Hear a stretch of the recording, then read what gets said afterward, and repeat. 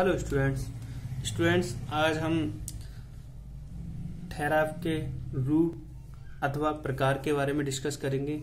Students, agreement के क्या क्या काइंड्स हैं, क्या क्या टाइप्स हैं, क्या फॉर्म्स हैं, वो हम देखेंगे। स्टूडेंट्स, सबसे पहले हम देख लेते हैं ठहराव को हम 5 आधारों पर बांट सकते हैं। भाई, ठहराव को हम टाइप्स पढ़ रहे हैं तो उनके 5 आधार हो सकते हैं, उनके आधार पर हम बांट सकते हैं। सबसे पहले हम बात करते हैं इनकी परिवर्तनीयता के आधार पर, ऑन द बेसिस ऑफ इनफॉर्मेसिबिलिटी। उसके बाद हम नंबर 2 पे बात आ जाते हैं। ये हमारा क्या हो गया, नंबर 1। ये हम 5 आधार पर बांट सकते हैं। नंबर 2 की बात करते हैं हम वैधता के आधार पर, on the basis of legality. ये 2 नंबर पर आ जाता है। उसके बाद हम बात करते हैं नंबर 3, निर्माण की विधि के आधार पर। ये नंबर 3 हो जाता है, on the basis of methods of formation. इसके बाद नंबर 4 आ जाता है हमारा निष्पादन के आधार पर, on the basis of performance. सही है। उसके बाद नंबर 5 आ जाता है परिपूर्णता के आधार पर, on the basis of completeness. तो ये हम 5 टाइप से हम ठहराव को बांट सकते हैं।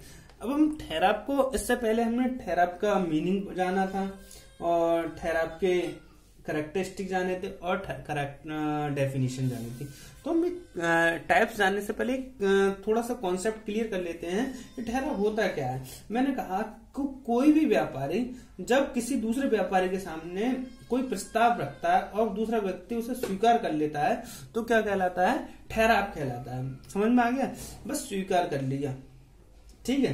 तो ये क्या कहलाता है, ठहराव बराबर क्या होता है, प्रस्ताव प्लस स्वीकृति। मैं किसी ने प्रस्ताव रखा और उस पर एक्सेप्टेंस दे दी तो हमारा वो क्या कहलाएगा, प्रस्ताव स्वीकार करना कहलाएगा। और प्रस्ताव स्वीकार हो गया तो वो क्या कहलाएगा, ठहराव कहलाएगा।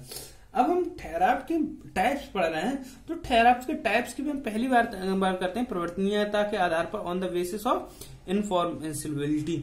तो इसमें 2 टाइप्स होते हैं। एक होते हैं ठहराव अनुबंध के रूप में। भाई, ठहराव अनुबंध के रूप में कौन से होते हैं, और नंबर 2 होते हैं व्यर्थ ठहराव। पहले टाइप में हम देखते हैं 2 टाइप्स के ठहराव होते हैं, ठहराव अनुबंध के रूप में और व्यर्थ ठहराव। तो ठहराव अनुबंध के रूप में कौन से होते हैं, जो ठहराव मैंने अनुबंध भी बताया था। अनुबंध क्या होता है, जो मतलब जो कानूनी नियम द्वारा ठहराव जब कानूनी नियम के द्वारा हो तो वो कॉन्ट्रैक्ट हो जाता है, और जब कानूनी नियम के अनुसार ना हो तो वो कॉन्ट्रैक्ट नहीं, ठहराव रहता है, एग्रीमेंट हो जाता है। तो हम बात करते हैं, तो ये ठहराव हो गया। अब हम ठहराव को हम 2 भागों में कॉन्ट्रैक्ट को कर सकते हैं। तो ऐसे ठहराव जो राजनियम द्वारा परिवर्तनीय हैं, अनुबंध वाले ठहराव ये अनुबंध के रूप में ठहराव कहलाते हैं। और व्यर्थ ठहराव क्या है, जो कानूनी द्वारा परिवर्तनीय नहीं होते हैं वो व्यर्थ ठहराव कहलाते हैं। क्लियर? उसके बाद आ जाती है हमारे वैध ठहराव के अनुसार। भाई, वैध ठहराव क्या होता है और अवैध ठहराव क्या होता है। वैध ठहराव वह ठहराव होता है जो कानूनी नियम के अनुसार हो, तो वो कैसा ठहराव कहलाएगा, हमारा वैध ठहराव। भाई, जिसमें कानूनी नियम है वो वैध ठहराव होगा। जिसमें अवैधानिक रूप से हमने कोई ठहराव किया है, अवैध हो वह ठहराव हो, तो वो कैसा ठहराव कहलाएगा, वो अवैधानिक ठहराव कहलाएगा, इलीगल एग्रीमेंट कहलाएगा। उसके बाद आ जाता है हमारा निर्माण विधि के आधार पर ठहराव। निर्माण विधि के आधार पर ठहराव भी 2 प्रकार के होते हैं, स्पष्ट ठहराव और गर्भित ठहराव, एक्सप्रेस एग्रीमेंट और इनवॉल्यूटेड एग्रीमेंट। एक्सप्रेस ठहराव कौन से होते हैं, ऐसे ठहराव जब ठहराव करने के उद्देश्य एक पक्षकार द्वारा दूसरे पक्षकार में मुख्य रूप से या स्पष्ट रूप से प्रस्तुत किए जाते हैं और दूसरा पक्षकार उसे मुख्य रूप को सही तरीके से समझ लेता है और उस पर स्पष्टता प्रदान करता है कि हाँ, मेरे समझ में आ गया, मैं इस पर सहमति प्रदान करता हूं, तो वो स्पष्ट ठहराव कहते हैं। और कुछ ठहराव गर्भित होते हैं, जैसे उससे मान लिया जाता है। जैसा हमने मान लीजिए गर्भित ठहराव क्या है, भाई मैंने रोडवेज से आना जाना है, मैं रोडवेज पर नहीं चढ़ा, उससे पहले ही मैंने टिकट ले लिया तो मेरे बस के साथ एक कॉन्ट्रैक्ट हो गया, एक एग्रीमेंट हो गया कि मुझे उस बस से जाना ही जाना है। तो ये एग्रीमेंट छुपा हुआ होता है। जैसे दूसरी बात हम एक और बात करते हैं, जैसे हम किसी रोडवेज में यात्रा कर रहे हैं और टिकट ले लिया तो उसमें हमारा क्या कहते हैं, ऑलरेडी जब हमारा खुदा ना करे ऐसा कुछ हो, एक्सीडेंट हो जाता है, तो हमारा उसमें जो हमारा इंश्योरेंस हो जाता है, टिकट में इंश्योरेंस शामिल होता है। क्लियर, हमारी लाइफ का इंश्योरेंस शामिल हो जाता है।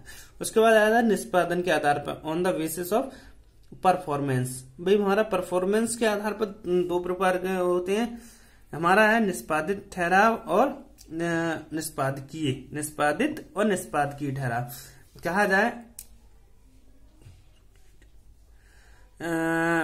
निष्पादित ठहराव कौन सा होता है, एक्सक्लूसिव एग्रीमेंट, जब ठहराव के सभी पक्षकार अपने अपने दायित्वों को पूरा कर देते हैं, निष्पादित कर देते हैं, खत्म कर देते हैं, तो इस टाइप के ठहराव को क्या कहते हैं, निष्पादित ठहराव।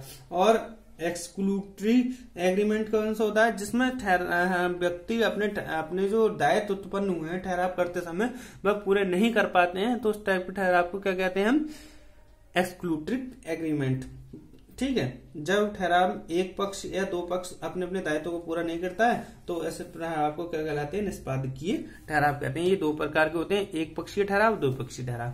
मान लीजिए एक ठहराव में तो एक व्यक्ति ने अपना काम नहीं किया और दूसरे ठहराव में दोनों व्यक्ति ने अपना काम नहीं किया, तो एक पक्षीय ठहराव में एक व्यक्ति काम नहीं करता है, दूसरे पक्षीय ठहराव में दूसरा व्यक्ति नहीं करते हैं। जैसे हम एक पक्षीय उदाहरण ले लेते हैं कि क्या हो सकता है, आ और बा को 2 महीने के बा को 2 महीने के उधार की शर्त पर 500 रुपए की घड़ी बेचता है। भाई उसने क्या कहा, तो हम 500 रुपए उधार दे रहे हैं, अगर मैं 500 रुपए घड़ी देता हूँ तो इसमें क्या होता है, 500 रुपए तो तुरंत दे दिए, अगर वो नहीं देता है तो एक ने तो अपना काम पूरा कर दिया, 500 रुपए दे दिए और घड़ी नहीं ली, 2 महीने बाद लेगा वो घड़ी, तो एक पक्षीय ठहराव हो गया। और दूसरा वो क्या है, दो पक्षीय, दोनों ने मतलब घड़ी ली, उसने पैसे दिए और उसने पैसे, वो कह रहा है कि मैं घड़ी दूंगा 2 महीने बाद दूंगा, उन्हें हाँ 2 महीने बाद पैसे ले ली, तो ये दो पक्षीय ठहराव होता है। क्लियर। उसके बाद आ जाता है परिपूर्णता के आधार पर। परिपूर्णता के आधार पर कौन सा ठहराव हो जाएगा, भाई परिपूर्णता के आधार पर 2 तरीके के ठहराव होते हैं, जैसे परिवर्तनीय ठहराव इनफॉर्मेशनल एग्रीमेंट और दूसरा हो जाता है अनइनफॉर्मेशनल एग्रीमेंट। कहने का मतलब क्या है, परिवर्तनीय ठहराव वह ठहराव है जिसमें किसी भी प्रकार का कोई कमी नहीं पाई जाती है, तो ऐसे ठहराव कौन से ठहराव कहलाते हैं, परिवर्तनीय। अपरिवर्तनीय ठहराव जिनमें कोई ना कोई कमी पाई जाती है, ये कानून का पालन नहीं करते हैं, वह ठहराव क्या कहलाते हैं, अपरिवर्तनीय ठहराव कहलाते हैं। क्लियर। अब हम इनके लिए डिटेल में जान लेते हैं कि भाई परिवर्तनीय ठहराव के आधार पर क्या होता है। देखिए परिवर्तनीयता के आधार पर कौन से होते हैं, ऑन द बेसिस ऑफ इनफॉर्मेशिबिलिटी। तो इसमें पहला है ठहराव अनुबंध के आधार पर, जो हमने पढ़ा था, भाई ठहराव जो है अनुबंध के रूप में है, और व्यर्थ ठहराव, भाई इसमें देखते हैं प्रत्येक ऐसा ठहराव जो राज नियम द्वारा परिवर्तनीय है अनुबंध कहलाता है, इसलिए वैध अनुबंध का होना आवश्यक है। और व्यर्थ ठहराव क्या है, भारतीय अनुबंध अधिनियम 2G के अनुसार वह ठहराव जो राज नियम द्वारा परिवर्तनीय नहीं किया जा सके उसे व्यर्थ ठहराव कहलाते हैं। उसके बाद आ जाता है वैधानिकता के आधार पर ठहराव। इसमें 2 होते हैं, वैधानिक ठहराव और अवैधानिक ठहराव। और ठहराव जिसका वैधानिक रूप से क्रियान्वयन किया जाता है वैधानिक ठहराव कहलाता है। और एक अवैध ठहराव वह है जिसमें सामान्य रूप से वह कानूनी रूप से पालन नहीं करता है, तो वो अवैध ठहराव कहलाता है। इलीगल ठहराव इनलीगल एग्रीमेंट कहलाता है। और उससे पहले लीगल एग्रीमेंट था, जिसमें जो नियम थे वो किस तरीके के थे, कानूनी रूप के थे। उसके बाद हम निर्माण के आधार पर बात करते हैं। निर्माण के आधार पर on the basis of method of performance, भाई स्पष्ट ठहराव और गर्भित ठहराव। हम बात करते हैं स्पष्ट ठहराव में क्या होता है, जब ठहराव करने के उद्देश्य से एक पक्षकार किसी दूसरे पक्षकार के सम्मुख स्पष्ट रूप से प्रस्ताव रखता है और दूसरा पक्षकार स्पष्ट रूप से अपनी स्वीकृति प्रदान करता है, तो ऐसे ठहराव को निर्माण होता है। और स्पष्ट ठहराव अस्पष्ट ठहराव लिखित अथवा मौखिक हो सकता है। उदाहरण के लिए आ अपनी पुस्तक 50 रुपए में बेचने पर लिखित प्रस्ताव बा के समक्ष रखता है, बा लिखित रूप में उसे स्वीकृति प्रदान करता है, तो ऐसे ठहराव को हम स्पष्ट ठहराव कहेंगे। गर्भित ठहराव क्या है? गर्भित ठहराव वह पक्षकार ठहराव को लिखित अथवा मौखिक रूप में प्रस्तुत नहीं करता, अपितु ठहराव की शर्त, पक्षकार के विचारों करने के ढंग, व्यापारिक रीति रिवाज और निष्पत्ति आदि को भी दृष्टिगत रखता है। उदाहरण के लिए सिटी बस में सफर करने वाले व्यक्ति द्वारा 1 रुपये देना टिकट लेने मात्र से ही उक्त बस में यात्रा करने का ठहराव निर्माण होता है और वह व्यक्ति उस बस में यात्रा करता सकता है। और बात करें तो एक में और होता है, जैसे हमने टिकट लिया रोडवेज का, और रोडवेज में हमारे टिकट के साथ ही हमारा क्या हो सकता है? इंश्योरेंस हो जाता है। उसके बाद आता है निष्पत्ति के आधार पर, परफॉर्मेंस के आधार पर कहा जाए एग्रीमेंट। तो इसमें 2 तरीके का होता है। एक होता है एक्सिक्यूटेड एग्रीमेंट, जब ठहराव के सभी पक्षकार अपने अपने दायित्वों को पूरा कर चुके होते हैं और उसके पश्चात कुछ भी शेष नहीं रहता, तो ये ठहराव निष्पत्ति ठहराव होता है। निष्पादकीय ठहराव क्या होता है? एक्सक्लूटरी एग्रीमेंट, जब ठहराव में के एक पक्षकार अथवा दोनों पक्षकार अपने अपने दायित्वों को पूरा नहीं किया होता है तो और वह भविष्य में दायित्वों को पूरा करेंगे, तो इसको निष्पादकीय ठहराव कहेंगे। ये निम्न 2 प्रकार के होते हैं, ठीक है, एक पक्षीय ठहराव और 2 पक्षीय ठहराव। एक पक्षीय ठहराव में क्या होता है?